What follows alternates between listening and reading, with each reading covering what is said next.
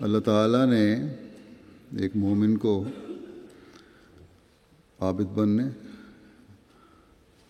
اور اعلیٰ اخلاق اپنانے کی طرف بہت توجہ دلائی،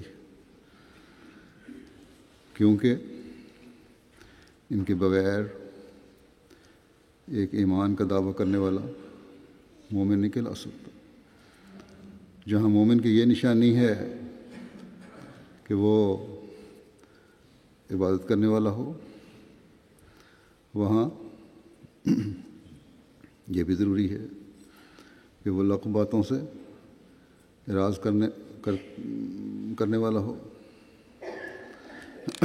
یہ نہیں ہو سکتا کہ ایک شخص مومن بھی ہو اور پھر اس سے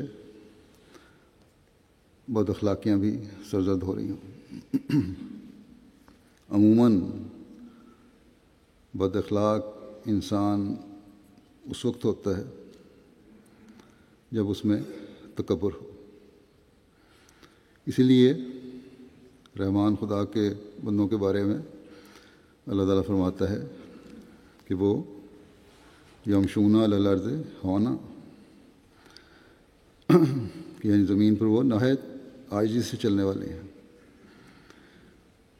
اور جس انسان میں عاجزی ہو وہ نہ صرف جھگڑوں فسادوں سے بچتا ہے، صلح جوئی کی طرف رجحان رکھتا ہے، بلکہ دوسرے اعلیٰ اخلاق بھی اس میں پائے جاتے ہیں۔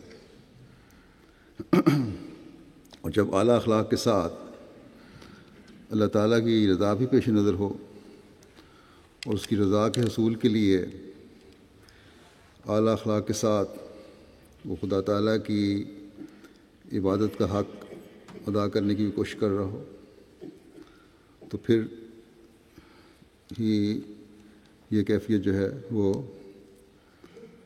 حقیقی مومن کی کیفیت ہوتی ہے۔